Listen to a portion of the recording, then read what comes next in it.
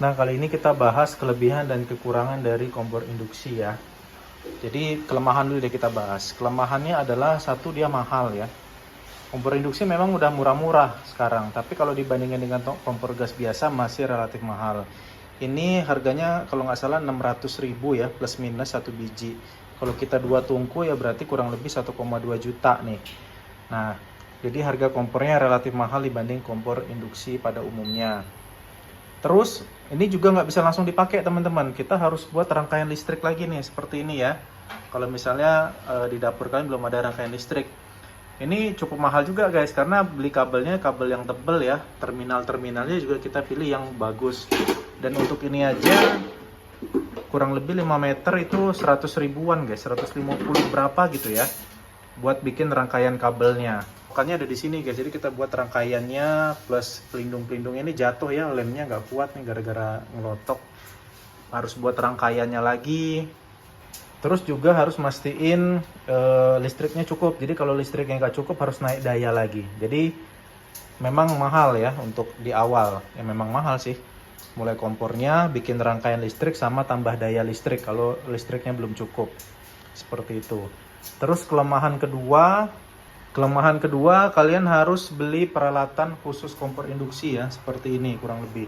Jadi kalau kalian ada panci-panci yang lama itu nggak bisa kepakai teman-teman, harus beli panci yang bisa kompor induksi. Kecuali panci sebelumnya udah bisa nempel magnet ya, udah induksi, oke, kebetulan kayak ini kan panci lama nih, ini kebetulan bisa nih.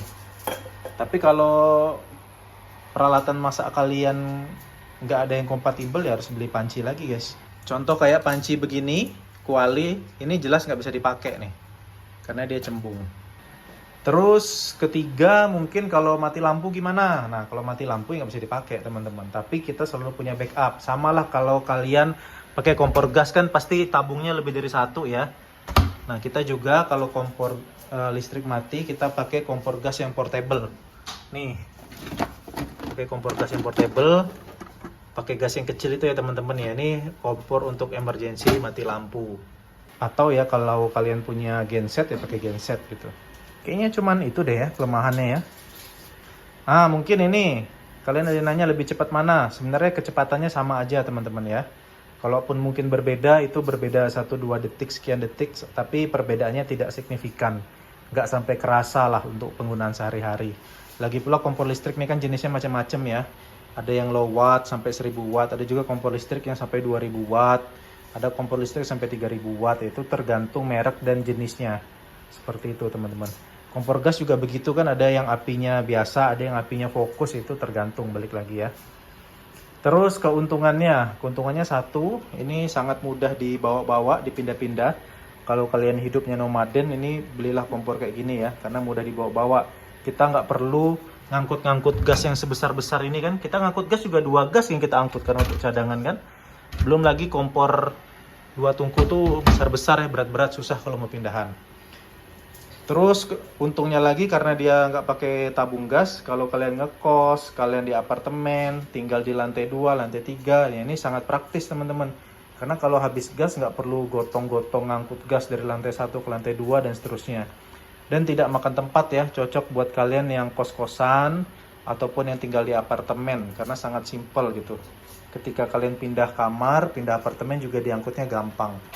Ya gitu teman-teman, nggak perlu ngantri beli gas. Selanjutnya dia tidak ada api ya, nih kayak ini udah mendidih nih. Dia tidak ada api, jadi nggak ada potensi kebakaran teman-teman. Nih ya, mau kalian taruh apa kertas, lap kayak gini nih, itu nggak akan kebakaran ya teman-teman ya. Jadi aman. Dan tidak ada potensi meleduk karena gasnya bocor, karena nggak pakai gas. Nggak ada gas bocor. Nah itu, dan mudah. Ya, biasanya ibu-ibu tuh nggak berani untuk ganti gas. Kalau ini tidak perlu ada drama ganti gas. Terus selanjutnya keuntungannya dia otomatis teman-teman. Ini kalau kita angkat nih ya, dia otomatis mati. Tuh. Jadi tidak buang-buang energi teman-teman. Ketika kita taruh, ini otomatis nyala.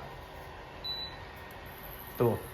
Kalau kompor gas, kalian buang-buang energi kan, ngangkat. Ini kan pasti masih nyala apinya. Kalian buang-buang energi. Kalau ini lebih tidak buang-buang energi teman-teman. Terus dia ada fitur lengkap ya. Kalau kompor gas kayaknya secanggih apapun kompor gas nggak ada fitur-fitur ini. nggak bisa timer, nggak bisa mode, dan nggak bisa child lock. Jadi kalau ini kita bisa atur mau masak 10 menit, 15 menit, itu bisa diatur. Lebih canggih lah dibanding kompor gas. Lalu lebih mudah dibersihkan ya, karena nggak ada yang celah-celah gitu. Jadi sangat mudah dibersihkan teman-teman. Nah, satu lagi yang paling penting adalah panasnya itu merata teman-teman ya.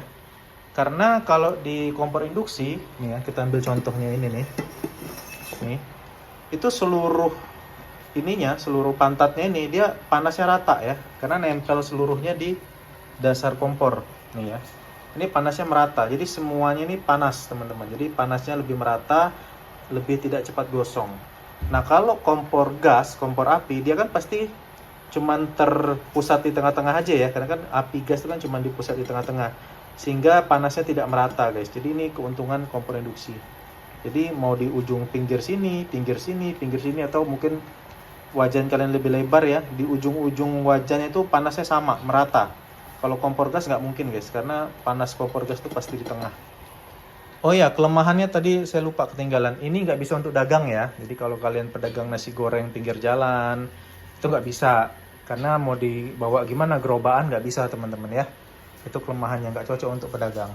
Sama kelemahannya satu lagi, dia nggak bisa untuk masak yang besar ya. Masak rendang dalam porsi besar, masak ketupat, masak apa lagi yang besar-besar, opor ayam yang porsi-porsi besar itu nggak bisa teman-teman ya, karena nggak akan kuat dia. Nah di sini saya nggak tahu berapa beban maksimalnya karena nggak ada di buku panduan juga. Tapi intinya nggak bisa untuk masak besar, ya cuman masak sehari-hari kayak gini cukup. Nah itu kelemahannya teman-teman ya. Terkait kehematan, ini relatif ya teman-teman ya. Kalau listrik kalian listrik subsidi dibanding dengan gas non subsidi, itu lebih hemat listrik. Tapi kalau listrik kalian listrik yang non subsidi dibandingin dengan gas yang subsidi, itu lebih hemat gas. Jadi tergantung perbandingannya teman-teman ya. Nah kondisi saat ini kita pakai yang 2200 watt, itu dengan kWh-nya 1400-an. Tapi kalau di atas 2200 watt itu per kWh-nya 1600, jadi udah beda guys. Nah, kalau ini tabung gas, ini kita pakai yang non subsidi ya. Jadi kalau kondisi kami dengan listrik ini dibanding dengan gas non subsidi itu masih hemat listrik ya teman-teman ya. Masih hemat listrik. Apalagi kemarin Januari Februari itu ada diskon listrik 50%. Yang mana ini tokennya sisa token kemarin nih. Kemarin pada saat gratis kita beli banyak. Jadi ya gratis teman-teman. Dapat potongan 50% beli listriknya. Jadi kondisi sekarang jauh lebih hemat listrik. Nah kalau nanti tarif listrik naik ya bisa jadi berubah nanti. Tapi gas kayaknya naik juga gitu ya teman-teman ya. Ya jadi tergantung perbandingannya. Gas subsidi atau nggak subsidi, listriknya subsidi atau nggak subsidi. Jadi itu relatif. Tapi kalau menurut saya beda-beda tipis ya nggak masalah lah ya. Nggak terlalu berpengaruh. Kalau beda-beda sekitar 1.000-2.000 rupiah oke lah, nggak masalah. Dan mau nggak mau ya ke depan teknologinya kan seperti ini. Mungkin kalian dulu ingat masak masih pakai kayu bakar. Dari kayu bakar berubah ke kompor minyak gitu kan. Dari kompor minyak berubah lagi ke kompor gas. Nah sekarang eranya ya kompor induksi teman-teman. Pakai listrik. Ini perubahan zaman yang tidak bisa kita tolak. Karena semakin maju perkembangan zaman ya tentu semakin canggih, semakin safety yang jelas. Lebih safety. Nah untuk safety pastiin rangkaian listriknya pakai kabel yang bagus dan terminal yang bagus ya. Jangan pakai kabel yang tipis. Beli yang bagus beneran untuk kabel-kabelan ini. Dan satu lagi dia ini ada overheat protection ya teman-teman ya. Misalnya nih, ini kita diemin, lupa ya, kita tinggal keluar. Dia akan mati sendiri teman-teman. Karena ada sensornya. Ketika sensor nanti mendeteksi wajannya terlalu panas, dia akan mati sendiri. Jadi nggak ada ceritanya kebakaran. Gosong mungkin iya, pasti gosong. Tapi dia nggak akan kebakaran teman-teman. Karena dia nanti akan auto shutdown ketika suhunya terdeteksi overheat. Nah, jadi udah jauh lebih aman ya. Jadi kita nggak usah khawatir lupa matiin kompor. Tuh nggak ada cerita. Gosong, kalau gosong udah pasti. Tapi minimal tidak akan kebakaran teman-teman ya. Teorinya gitu, tapi yang overheat itu belum saya coba teman-teman. Dan keuntungan terakhir ya tentu lebih estetik ya. Karena sekarang estetika itu menjadi ini faktor kunci ya, apalagi banyak vlogger-vlogger yang suka masak. Kalau pakai kompor induksi rasanya view-nya lebih bagus ya, karena lebih estetik aja teman-teman. Mungkin itu aja kelebihan dan kekurangan pemakaian kompor induksi. Semoga bisa memberikan informasi. Nah, satu lagi mungkin ya, kadang kita mau mudik nih kan, biasanya orang mudik tuh kan nyabut kompor gas gitu ya. Kalau ini ya nggak perlu teman-teman, nggak perlu dicabut, cukup kita stop kontak itu aja. Jadi lebih praktis aja kalau mau ditinggal jauh-jauh. Apalagi sebenarnya ini bisa kalian kombinasikan dengan smart ini ya. Apa istilahnya tuh, colokan yang smart itu tuh, kayak Bardi smart plug. Nah, itu bisa diatur lagi tuh teman-teman ya. Jadi kita bisa kontrol arus listriknya dari jauh untuk connect ke wifi. Nah, itu bisa kalian kombinasikan juga tuh. Dan juga bisa memantau penggunaan listrik berapa kWh dan berapa rupiah. Kalau kalian kombinasikan dengan contohnya Bardi smart plug kayak gitu tuh. Jadi lebih terkontrol lagi penggunaan dayanya. Kalau kompor gas kan kita nggak bisa atur penggunaan dayanya. Udah habis berapa gram gasnya. Kalau ini bisa diatur ya. Bisa dikontrol lah.